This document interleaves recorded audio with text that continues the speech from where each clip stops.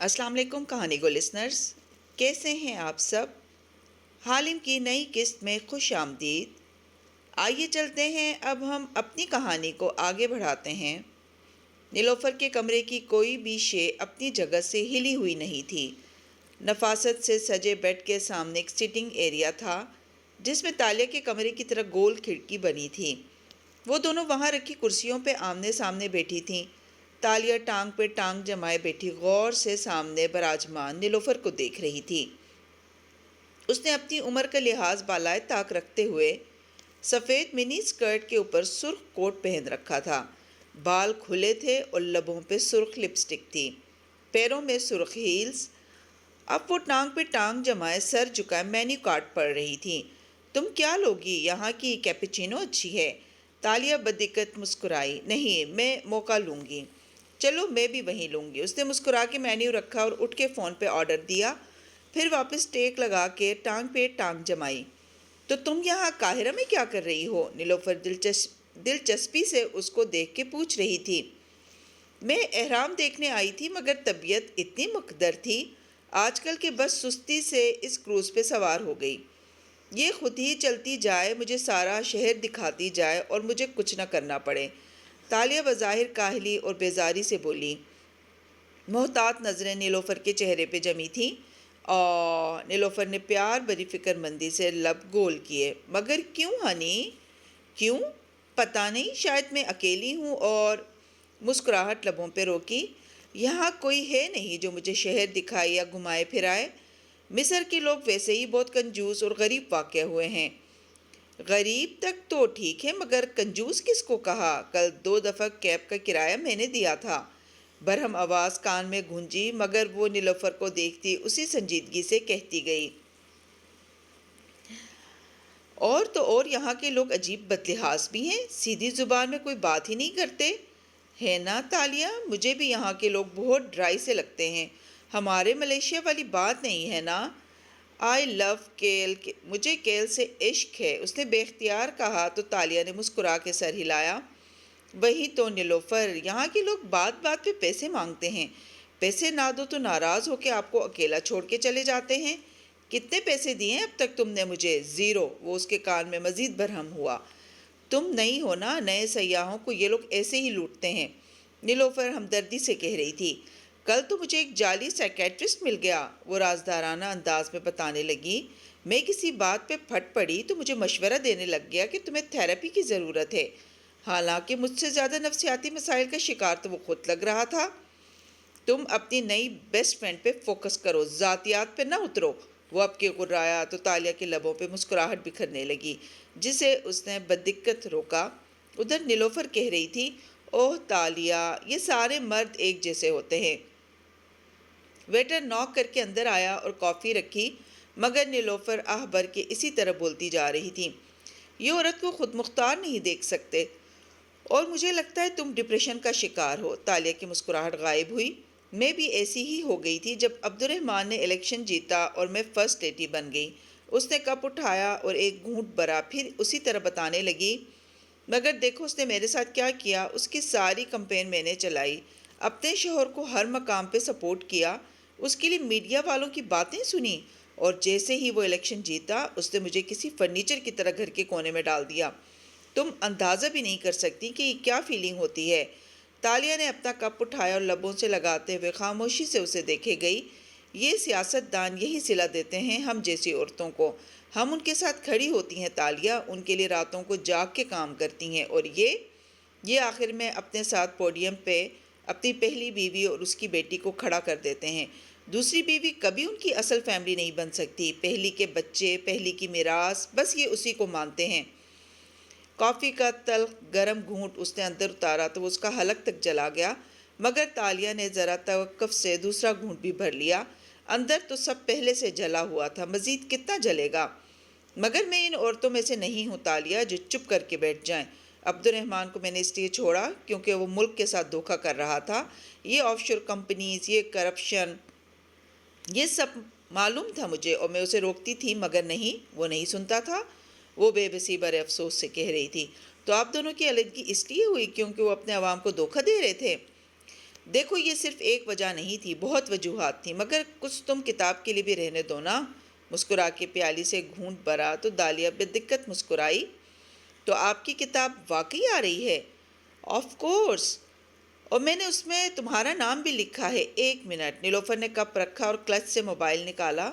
کچھ دیر اسکرین پہ انگلی پھیرتی رہی، پھر آگے کو جھک کے اسکرین اسے اس طرح دکھائی کہ موبائل ہاتھ میں پکڑے رکھا۔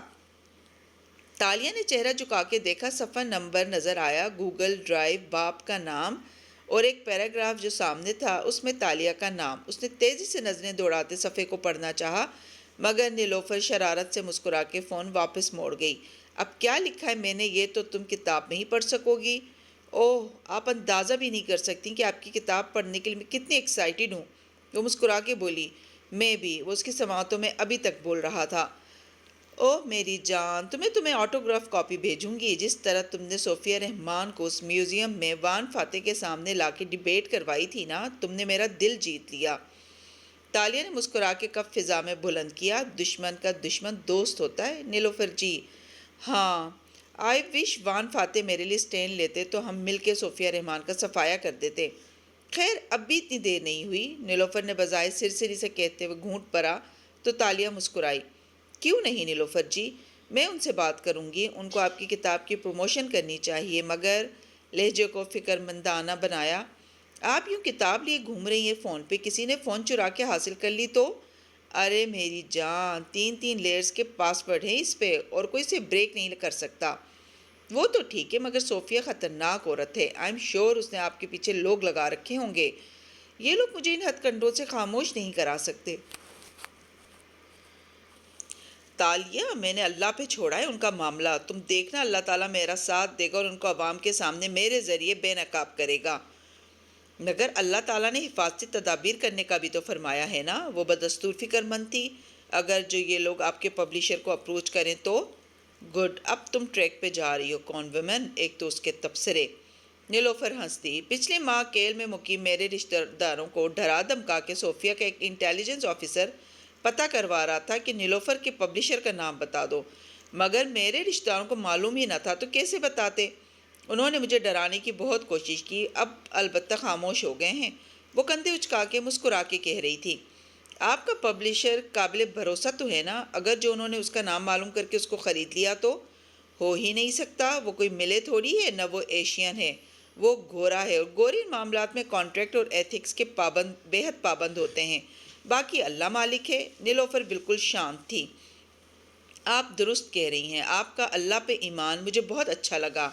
بس دیکھ لو تالیہ، انہوں نے جو بھی کیا میرے ساتھ، میں ڈٹی رہی۔ پتہ ہے عبد الرحمن نے ایک دفعہ اس کے پاس سنانے کو بہت قصے تھے اور دوپہر ابھی جواں تھی۔ تالیہ نے بدقت جمائی روکی اور سننے لگی۔ دشمن کا دشمن دوست ہوتا ہے، یہ واحد چیز تھی جس نے تمہیں آج بچایا ہے کون وومن۔ وہ کمرے میں واپس آئی تو وہ سامنے ٹانگ پہ ٹانگ جمائے کرسی پہ بیٹھا برہمی سے اسے دیکھ رہا تھا۔ پی کیپ اتار رکھی تھی اور برے بال ماتھے پہ بکھرے تھے۔ تالیہ نے شانے اچکائے۔ ریلیکس، اسے مجھ پہ شک نہیں ہوا، بلکہ مجھے چند باتیں مزید معلوم ہوئی ہیں۔ سن لی ہیں میں نے ساری باتیں۔ وہ پبلیشر کے ذکر کے قریب بھی نہیں جا رہی تھی اور نہ ہی ہم اس کا فون چرا کے کتاب اس میں سے حاصل کر سکتے ہیں۔ وہ چپ چاپ سامنے والی کرسی پہ آ کے بیٹھ گئی اور گول شیشے نما کھڑکی سے باہر پھیلا نیلا دریا دیکھنے لگی۔ دوپہر ڈل رہی تھی اور پانی کی سنہری چمک ماند ہو گئی تھی۔ ایک عجیب اداسی تھی جو وہاں بکھری تھی۔ اب آگے کیا کرنا ہے؟ اس کے روم سے تو کچھ نہیں ملا، وہ پوچھ رہا تھا۔ کوئی اور پلان بنا لیں گے۔ اب صوفیہ کے خاندان کی عزت بچانے کے لیے اس کی سائیڈ لی ہے تو کچھ تو کر ہی لوں گی، تلخی سے کہتی وہ باہر دیکھ رہی تھی۔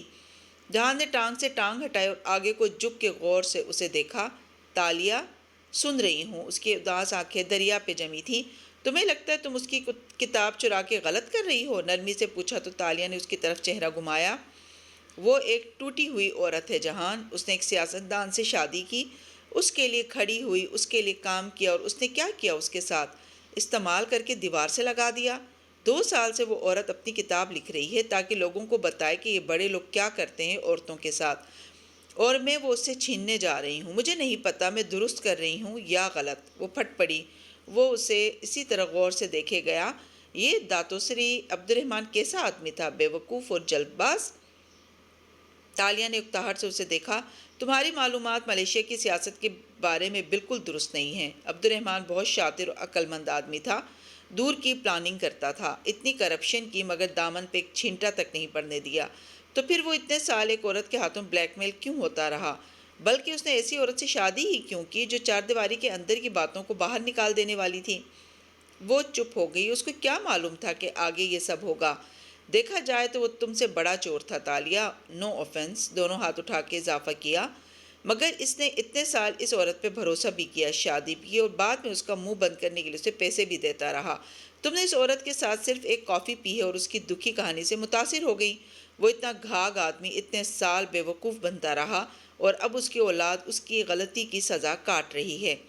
وہ چونک کے اسے دیکھنے لگی۔ تم یہ کہہ رہے ہو کہ میں یہ کہہ رہا ہوں کہ اس عورت کو اپنی بات کو کسی کے دل میں اتارنے کا طریقہ آتا ہے۔ کچھ گن تو ہوں گے اس میں، کوئی تو باتوں کا ہنر ہوگا جو عبد الرحمن کو اس نے اتنے سال استعمال کیا مگر صوفیہ کو نہیں کر سکی۔ وہ تمہیں جانتی تھی، اسے معلوم تھا کہ تم نے اپنے لیڈر کے لیے کام کرنا چھوڑ دیا ہے، تو اسے لگا ہوگا کہ تم اپنے لیڈر اور اس کی بیوی کے درمیان دوسری عورت ہو۔ اس نے تمہاری اسی کمزوری کو استعمال کیا اور میرے ذریعے فاتح صاحب کی حمایت حاصل کرنے کی کوشش کی۔ میں جانتی ہوں، سب سمجھتی ہوں، مگر ساتھ ہی اس نے ایسی باتیں کہیں جن سے تم ریلیٹ کر سکو۔ ایسی باتیں ہماری ججمنٹ کو ڈھانپ دیتی ہیں اور ہم سامنے والے کو درست جج نہیں کر پاتے۔ تالیہ نے کرب سے آنکھیں بند کیں۔ She got to my head. تمہارا آئی کیو کتنا ہے تالیہ؟ وہ غور سے اسے دیکھتے ہوئے پوچھ رہا تھا۔ پتہ نہیں، اس نے شانے اچکائے، کبھی چیک نہیں کیا۔ تمہارا کتنا ہے؟ 200؟ اس سے فرق نہیں پڑتا کہ ہمارا آئی کیو کتنا ہوتا ہے، فرق اس سے پڑتا ہے کہ ہمارا ای کیو کتنا ہے۔ تمہیں میرے سوال کے جواب میں یہ کہنا چاہیے تھا مگر تم نے نہیں کہا۔ ای کیو؟ اس نے تعجب سے ابرو اٹھائی۔ ہاں، ای کیو یعنی ایموشنل کوشنٹ، اپنے جذبات اور احساسات کو سمجھ کے خود کو سٹریس سے نکالنے کی صلاحیت۔ یہ انٹیلیجنس کوشنٹ آئی کیو سے زیادہ ضروری ہوتی ہے ایک مثبت زندگی گزارنے کے لیے۔ تمہیں اپنا ای کیو بڑھانے کی ضرورت ہے، وہ نرمی مگر فکر مندی سے کہہ رہا تھا۔ تو میں کیا کروں؟ اس مقام پہ آ کے وہ بے بس ہو جاتی تھی۔ فی الحال تو کچھ مت کرو، بس اتنا کرو کہ جاؤ اور آدھے منٹ کے لیے اپنا منہ ٹھنڈے پانی کے پیالے میں ڈبو کے آؤ اور پھر اپنے آپ کو بار بار بتاؤ کہ تم نیلوفر جیسی نہیں ہو، نہ اس کی کہانی تم جیسی ہے۔ پھر وہ پیچھے ہو کے بیٹھ گیا جیسے اس کے اٹھنے کا منتظر ہو۔ وہ بنا کچھ کہے اٹھی اور باتھ روم میں ٹھنڈے پانی کا نل کھولا اور سنک میں پانی بھرا۔ اس کے ارد گرد ہی چھوٹا کمرہ اور اونچی چھت حائل ہونے لگے تھے۔ سلاخوں سے بنا دروازہ سامنے تھا۔ وہ ٹھنڈی دیوار سے کمر ٹکائے، گھٹنوں کو سینے سے لگائے خوف زدہ بیٹھی تھی۔ ایک جھٹکے سے اس نے اپنا چہرہ ٹھنڈے پانی میں ڈال دیا۔ میں نیلوفر نہیں ہوں، میں اس جیل میں نہیں ہوں۔ برف کی طرح یخ پانی اس کے جیسے سارے جسم میں داخل ہو گیا تھا۔ میں اس جیل میں نہیں ہوں، میں آزاد ہوں۔ یخ بستہ ہوا گویا اس کی ہڈیوں میں گھس رہی تھی۔ وہ سانس روکے پانی میں چہرہ ڈالے جھکے کھڑی تھی۔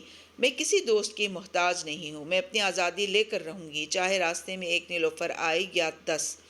ایک زوردار کراہ سے اس نے چہرہ اوپر کھینچا، پھر آئینے میں خود دیکھا۔ گیلے بال، جامنی پڑتے ہونٹ، ششدر سا چہرہ۔ کچھ دیر بعد وہ چہرہ خشک کے سنجیدہ سی اس کے سامنے بیٹھی تھی۔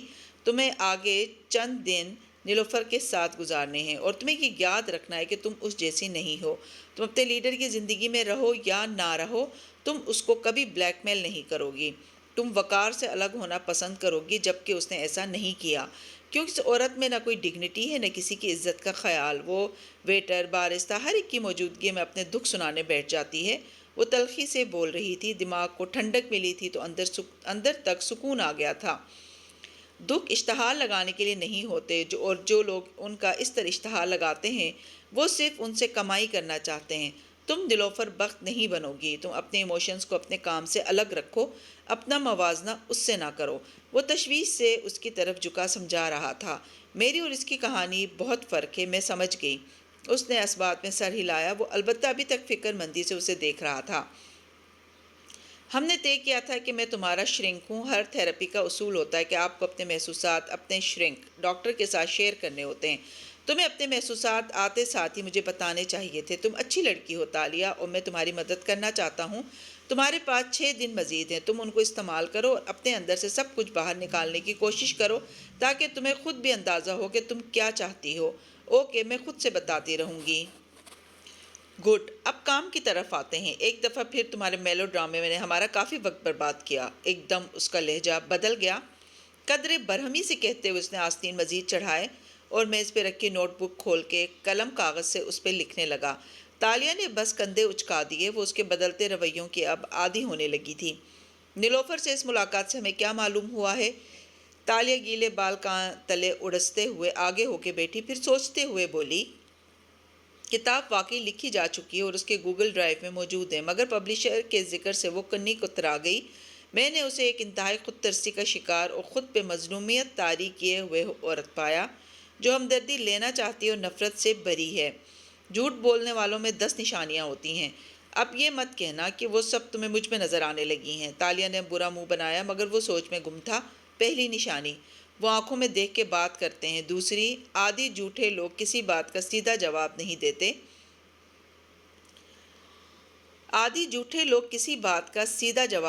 وہ اتنے ڈرپوک ہوتے ہیں کہ بات گھما پھرا دیتے ہیں۔ تم نے اس سے شادی ٹوٹنے کی وجہ پوچھی تو اس نے بات گھما دی۔ تیسری نشانی، وہ اپنے جذبات کو بڑھا چڑھا کے بتاتے ہیں۔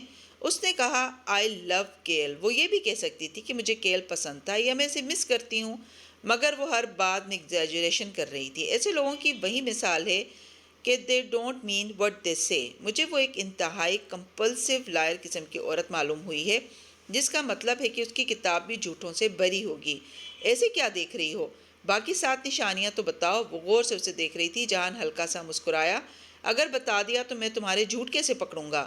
تالیہ برا منہ بنا کے پیچھے ہوئی۔ وہ اب نوٹ بک میں کچھ لکھ رہا تھا، پھر سر اٹھایا اور سوچتے ہوئے کہنے لگا، وہ موکا کافی کے لیے کیوں راضی ہوئی؟ کیونکہ میں نے کہا تھا کہ موکا پیتے ہیں۔ تم نے یہ بھی کہا تھا کہ کمرے میں چلتے ہیں، حالانکہ وہ کیفے میں جانا چاہتی تھی۔ تم نے کہا چائے نہیں موکا، تو اس نے بھی اپنا ارادہ بدل دیا۔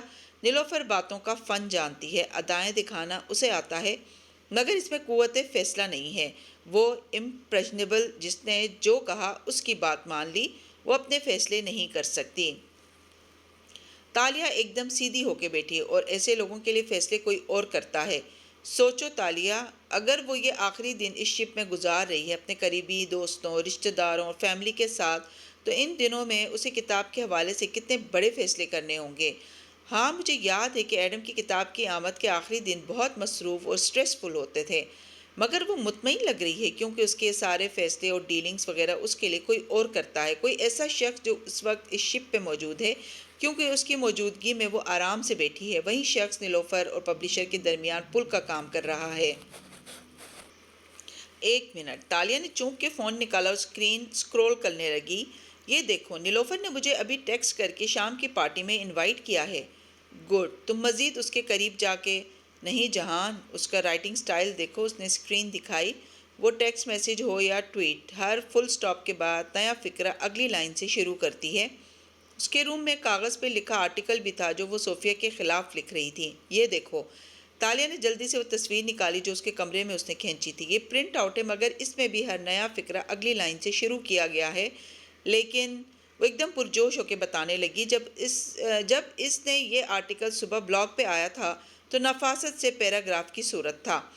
جو کتاب کا صفحہ اس نے مجھے دکھایا اس میں بھی 3 پیراگراف لکھے نظر آ رہے تھے، نیٹ اور قواعد و ضوابط کے ساتھ لکھے پیراگراف۔ تم کہہ رہے ہو کہ کتاب کا رف ورژن وہ خود لکھتی ہے، مگر اس کا نیٹ اور فائنل ورژن کوئی اور لکھتا ہے۔ میں کہہ رہی ہوں کہ اس نے آرٹیکل کے صرف پوائنٹرز لکھے ہوئے تھے، لائن چھوڑ چھوڑ کے۔ وہ کتاب بھی ایسے ہی لکھتی ہے، جو فقرہ یاد آتا گیا لکھتی گئی، پھر وہ کسی اور کو دیتی ہے جو اس کو کہانی کی شکل میں ڈھالتا ہے۔ وہی شخص نیلوفر کا گھوسٹ رائٹر ہے، وہیں اس کے لیے فیصلے لیتا ہے اور لٹریری ایجنٹ کا کام بھی کرتا ہے۔ لٹریری ایجنٹ تو باقاعدہ لٹریری ایجنسیز سے تعلق رکھتے ہوتے ہیں اور وہ رائٹر اور پبلشر کے درمیان پل کا کام کرتے ہیں۔ اس شپ کے تمام مہمانوں میں کوئی بھی کسی لٹریری ایجنسی سے نہیں ہے، میں نے لسٹ چیک کی تھی۔ وہ اپنی کارکردگی بتانے سے باز نہیں رہتا تھا۔ تو ہو سکتا ہے نیلوفر کا ایجنٹ پروفیشنل ایجنٹ نہ ہو، وہ اس کا کوئی قریبی شخص ہو جس پہ وہ اعتماد کرتی ہو۔ وہ ایک دم پرجوش ہو گئی تھی۔ وہ شخص نیلوفر کے ذہن تک پہنچنے کا راستہ ہے، وہ شخص یہاں موجود ہے اور اس شخص کے پاس کتاب کا اصل مسودہ بھی ہے، اس کو پبلشر کا بھی علم ہے اور ہمیں اس آدمی کو ڈھونڈنا ہے۔ تمہیں کیوں لگتا ہے کہ نیلوفر کا گھوسٹ رائٹر ایک آدمی ہے؟ وہ مردوں کے خلاف باتیں کرتی ہے، کبھی آدمی پہ ٹرسٹ نہیں کرے گی، وہ کسی عورت کے اشاروں پہ چل رہی ہے۔ میرا گیس ہے کہ اس کی ماں ہے۔ وہ سوچتے ہوئے کہہ رہا تھا۔ گول کھڑکی سے باہر پھیلے نیل کے پانی پہ سہپے اتر رہی تھی، ٹھنڈ بڑھنے لگی تھی۔ ہاں، اس کی ماں ہر جگہ اس کے ساتھ ہوتی ہے اور وہ اپنے زمانے میں بڑی سوشل اور ڈومینیٹنگ سی عورت رہی ہے، مگر یہ اس کا مرد دوست بھی ہو سکتا ہے جس کے پیسوں پہ آج کل وہ رہ رہی ہے۔ وہ کوئی ملیشین بزنس مین ہے، لیکن اگر وہ عورت ہے تو وہ آج کی پارٹی میں ہوگی، کیونکہ آج نیلوفر نے کتاب کی ریلیز ڈیٹ اناؤنس کرنی ہے۔ گڈ، تمہیں اب اس عورت کو ڈھونڈنا ہے۔ پارٹی میں بہت سی عورتیں ہوں گی، میں کیسے اسے ڈھونڈوں گی؟ تم ایک کام کرنا، وہ پرجوش انداز میں مسکرا کے کہنے لگا، تم جوتوں کا رخ دیکھنے والی ٹیکنیک استعمال کرنا، جس سے اوہو، ہمارے جوتوں کا رخ تو صرف یہ بتاتا ہے کہ ہم سامنے والے کی بات میں انٹرسٹڈ ہیں یا نہیں، مگر نیلوفر کی گھوسٹ رائٹر کو ہم اس کے جوتوں کے رخ سے کیسے ڈھونڈ سکتے ہیں؟ اس نے بیزاری سے بات کاٹی۔ جہانس کے اندر نے لب بیچی اور بھویں اکٹھی کر کے اسے دیکھا۔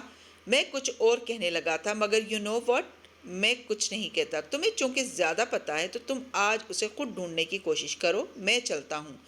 گھڑی دیکھی اور اٹھ گیا۔ تالیہ نے تعجب سے اسے دیکھا۔ سنو، تم اپنے گھر والوں سے بھی اسی طرح ناراض ہو کے چلے جاتے ہو؟ میرے کوئی گھر والے نہیں ہیں، اکیلا رہتا ہوں اس شہر میں۔ تمہارے کمرے کا یہ بلب، اوپر اشارہ کیا، کام نہیں کر رہا، روم سروس کو بلوا کے ٹھیک کروا لینا۔ بے نیازی سے ہدایت دیتا، پی کیپ سر پہ پہنتا وہ دروازے کی طرف بڑھ گیا۔ اچھا سنو، تم جوتوں کے رخ کے بارے میں کیا کہہ رہے تھے؟ مگر پکارنے کا کوئی اثر نہ ہوا۔ وہ ہوں میں سر جھٹک کے باہر جا چکا تھا۔ نیلوفر کی پارٹی ہوٹل کے ایک چھوٹے سے ہال میں تھی جو پرائیویٹ پارٹیز کے لیے مختص تھا۔ دروازے بند تھے اور اندر سے موسیقی کی آواز آ رہی تھی۔ باہر کھڑی تالیہ نے ایک لمحے کے لیے خود کو دیوار پہ لگے آئینے میں دیکھا۔ نیوی بلو لمبی میکسی پہنے، بالوں کا جوڑا بنائے، وہ ماتھے پہ ہیروں کی ماتھا پٹی پہنے ہوئے تھی۔ یہ نازک سا ہیڈ بینڈ اس کے سر کو گول دائرے کی صورت جکڑے اسے ایک شہزادی کی طرح دکھا رہا تھا۔ آئینے میں خود کو دیکھتے بہت کچھ یاد آیا، مگر پھر سر جھٹکا اور کان میں لگا ایئر پیس دبایا۔ تم کہاں ہو؟ ادھر ادھر تائرانہ نگاہ دوڑائی۔ کوریڈور میں چند لوگ آ جا رہے تھے۔ قریب ہی ہوں، وہ کان میں بولا، مگر تالیہ کو وہ کہیں نظر نہیں آیا۔ بظاہر مٹھی لبوں پہ رکھے کھنکھارتے ہوئے ہلکا سا بولی، وہ تم جوتوں کے رخ کے بارے میں کچھ کہہ رہے تھے؟ نہیں نہیں، میں کیوں کچھ کہوں گا؟ تالیہ مراد کو تو ویسے بھی سب معلوم ہوتا ہے۔ ویری فنی، خود ڈھونڈ لوں گی اسے۔ سر جھٹکا اور دروازے کی طرف بڑھ گئی۔ گارڈ نے اس کا نام گیسٹ لسٹ میں دیکھ کے مسکرا کے سر کو خم دیا اور دروازہ کھول دیا۔ اندر مدھم روشنی اور تیز میوزک کے ساتھ ایک پارٹی جاری و ساری تھی۔ عورتیں ٹولیوں کی صورت کھڑی گلاس ہاتھ میں لیے باتیں کر رہی تھیں۔ بمشکل 20 عورتیں ہوں گی۔ تالیہ کی نظروں نے سارے ہال کو اسکین کیا۔ نیلوفر سامنے ہی تھی، سلور میکسی میں تیار، بالوں میں مور کا پنکھ لگائے، وہ سرخ لپسٹک کے ساتھ مسکراتی مہمانوں کو خوش آمدید کہہ رہی تھی۔ تالیہ کی نظریں اس کے کرسٹل سینڈلز پہ جھکیں۔ ان کا رخ کیا تھا؟ مگر نیلوفر آگے پیچھے آتی جا رہی تھی، کبھی ایک ٹولی کے پاس جاتی، کبھی دوسری کے پاس۔ اس کے جوتوں کا رخ بار بار بدلتا، اتنا شور رش، نیلوفر کے پیر ایک جگہ ٹک ہی نہیں رہے تھے۔ سنو، مجھے جہاز کی گیلری میں ملو، ابھی۔ وہ نیلوفر کے دیکھنے سے پہلے تیزی سے باہر نکل آئی، میکسی کو پہلو سے اٹھائے۔ اب وہ تیز تیز کوریڈور میں چلتی جا رہی تھی، ماتھے پہ پریشانی سے بل پڑے تھے۔ وہ جہاز کی ایک بالکنی میں کھڑا تھا، سر پہ پی کے پہنے، بازو سینے پہ لپیٹے، مسکرا کے اسے دیکھ رہا تھا۔ پیچھے بہتا رات کے اندھیرے میں ڈوبا نیل کا دریا پرسکون لگتا تھا۔ ٹھیک ہے، نہیں کاٹوں گی اب تمہاری بات، بتاؤ اب جو تم کہہ رہے تھے۔ وہ اس کے سامنے جا کھڑی ہوئی اور بے بسی بھری اکتاہٹ سے بولی۔ یہاں ہوا تھی اور اس کے جوڑے سے نکلتی لٹیں پیچھے کو اڑنے لگی تھیں۔ وہ نیم اندھیرے میں کھڑا تھا، چاند کی مدھم روشنی آدھے چہرے پہ پڑتی تھی اور باقی آدھے پہ پی کیپ کا سایہ تھا۔ پھر بھی تالیہ کو اس کی مسکراہٹ گہری ہوتی دکھائی دی۔ کیوں؟ تم نے نیلوفر کے جوتوں کے رخ سے یہ جاننے کی کوشش نہیں کی کہ وہ سامنے والوں میں انٹرسٹڈ ہے یا نہیں؟ جتا کے پوچھا۔ وہ تو سارے مہمانوں میں ہی انٹرسٹڈ ہے، وہ جل کے بولی تو وہ محظوظ انداز میں مسکرایا، بولا کچھ نہیں۔ نیلوفر کے جوتے ایک جگہ ٹکتے تو میں نوٹ کرتی نا۔ میں نیلوفر کے جوتوں کی بات نہیں کر رہا تھا۔ وہ اصول جو تم کہہ رہی تھیں وہ مردوں اور عورتوں دونوں کے لیے استعمال ہوتا ہے۔ میں پارٹی کی دوسری عورتوں کے جوتوں کی بات کر رہا تھا۔ مطلب یہ کہ تم ایک ایسی پارٹی میں جا رہی ہو جہاں صرف عورتیں ہیں۔ عورتوں کے گروہ کے لیے اصول کسی اور طریقے سے استعمال ہوتا ہے۔ تمہیں نیلوفر کے پیر نہیں دیکھنے، تمہیں سب عورتوں کے پیر دیکھنے ہیں، کیونکہ جب عورتیں گروپ میں کھڑی ہوتی ہیں تو ان سب کے پیر صرف ایک عورت کی طرف مڑے ہوتے ہیں، ان کی الفا کی طرف۔ تالیہ نے گہری سانس لی۔ دی فیمیل الفا۔ اس نے اس بات میں سر ہلایا۔ وہ گھوسٹ رائٹر صرف نیلوفر کی محرم راز ہی نہیں ہے بلکہ اس کی الفا بھی ہے۔ میں سمجھ گئی، اور تیزی سے مڑی، پھر رکی اور واپس پلٹ کے اسے دیکھا جو ریلنگ سے ٹیک لگائے کھڑا تھا۔ اوہ اور جب تم روز کشتی سے واپس آیا کرو تو کوشش کیا کرو کہ اپنی ویڈنگ رنگ کشتی میں ہی اتار رکھا کرو، کیونکہ تم مجھ سے ملنے سے چند سیکنڈ پہلے اسے اتارتے ہو اور تمہاری انگلی پہ اس کا واضح نشان رہ جاتا ہے۔ نو آفنس۔ مسکرا کے پلکیں جھپکا کے بولی، اور واپس مڑتے وقت اس نے جہان کے ماتھے پہ پڑتے بل واضح دیکھ لیے تھے، مگر اس کے کچھ کہنے سے پہلے وہ جا چکی تھی۔ کسی بھی جنگل میں رہنے والے بھیڑیے عموماً جتھے کی صورت میں کام کرتے ہیں۔ وہ جتھے میں حملہ کرتے ہیں، جتھے میں چیر پھاڑ کر کے شکار کو کھاتے ہیں، لیکن اگر بھیڑیوں کو غور سے دیکھو تو ان کے جتھے کا ہمیشہ ایک سردار ہوتا ہے جس کے اشارے پہ سب کام کرتے ہیں۔ وہ ان کے تمام فیصلے کرتا ہے، شکار کی اسٹریٹجی بناتا ہے، جس کو چاہے بھوکا مارے، جس کو چاہے زیادہ کھانے کو دے۔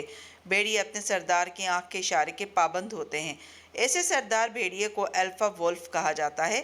کسی بھیڑیے کو الفا انتخاب کر کے نہیں بنایا جاتا، نہ وہ نسل در نسل بادشاہی نظام کے مطابق سردار بنتا ہے، بلکہ گروہ میں سے کوئی بھی بھیڑیا خود ہی الفا بن جاتا ہے، کیونکہ اس کی شخصیت اور برتاؤ ایسا ہوتا ہے کہ دوسرے بھیڑیے خود بخود اس کو اپنا الفا مان لیتے ہیں۔ الفا خود کو لیڈر خود ہی بنواتا ہے اور منواتا ہے۔ ایسے انسانوں میں بھی الفا ہوتے ہیں۔ مردوں کے الفا مختلف ہوتے ہیں، عورتوں کے الفا مختلف۔ ہر گھر میں، ہر آفس میں، ہر دوستوں کے گروپ میں ایک الفا ہوتا ہے۔ مرد الفا کی پہچان یہ ہوتی ہے کہ وہ جب گروہ میں آتا ہے تو سب اس کی طرف متوجہ ہوتے ہیں، اس کی بات ٹالی نہیں جاتی، اس کی موجودگی میں کوئی اس کا مذاق بنانے کی جرات نہیں کر سکتا، اور اس کی موجودگی باقی سارے گروہ کے لیے نرونگ ہوتی ہے۔ وہ اس کے سحر اور روب میں ہوتے ہیں، مگر اس کی موجودگی میں ہمیشہ بے چین رہتے ہیں کہ کچھ غلط بول یا کر نہ بیٹھیں۔ مرد الفا بارسوخ ہوتے ہیں اور حاکمانہ مزاج رکھتے ہیں۔ ان کے فیصلے مانے جاتے ہیں، ان کو عزت دی جاتی ہے، اور الفا کی تعریف سب کو خوش کرتی ہے۔ مردوں کے ہر گروہ میں یا ہر آفس میں ضروری نہیں ہے کہ کوئی الفا ہو، مگر عورتوں کے ہر گروہ میں ایک الفا ضرور ہوتی ہے، اور عورتوں کے ہر گروہ میں صرف ایک ہی الفا ہوتی ہے، دی فیمیل الفا وولف، اور یہ مرد الفا سے کافی مختلف ہوتی ہے۔ جی تو کہانی گو لسنرز، آج کی ایپیسوڈ آپ کو کیسی لگی؟ امید ہے کہ پسند آئی ہوگی۔ کمنٹس میں اظہار ضرور کیجیے گا، اور چینل پر نئے ہیں تو چینل کو سبسکرائب کرنا نہ بھولیں۔ شکریہ۔